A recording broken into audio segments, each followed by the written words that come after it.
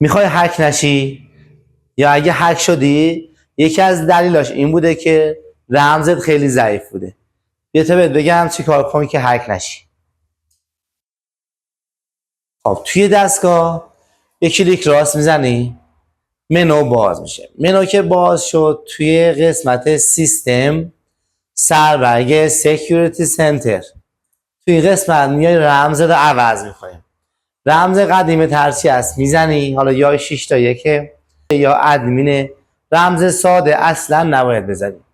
رمز عوض میکنیم، میای نیو پسورد، رمز جدیدا میزنی. رمز جدید ترکیبی از حروف، اعداد، علامت ها باشه. حروف کوچک، حروف بزرگ خیلی تاثیر داره.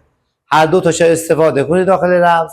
دوباره همونا تو قسمت پایین کانفرم تکرار کنین، اپلای بزنین. این از مرحله اول. حالا در مرحله بعدی شما باید تو قسمت تنظیمات شبکه این کار رو انجام بدید. بیا رو تصویر تا بهت بگم.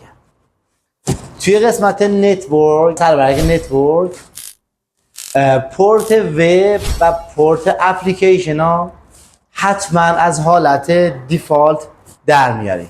این پورت 80 عوضش میکنیم، این پورت 3001 هم عوضش میکنیم. تو قسمت آی پی ادرس شما دقت کنین که تا اونجایی که میتونین این قسمت DHCP خاموش باشه، یعنی آی پی دون رو حالت اتوماتیک نباشه.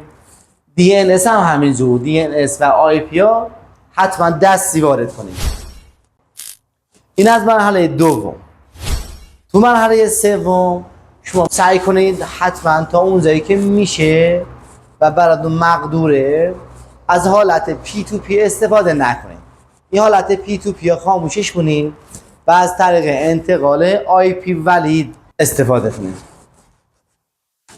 و قسمت بعدی شما تو قسمت اکانتینگ بیاید تو قسمت سربرگ سیستم یوزر اکانت ببینید که کسی غیر از شما اینجا یوزر نساخته باشه، یعنی که فقط یوزرهایی که خودتون ساختین داخل این قسمت باشه. این خیلی مهمه که بعضیا میان به خصوص بعضی از همکارا یوزر میسازن برای خودشون که همیشه دسترسی داشته باشن به دوربینا. شما سعی کنین اینجا چک کنین که هیچ اکانتی ساخته نشده باشه.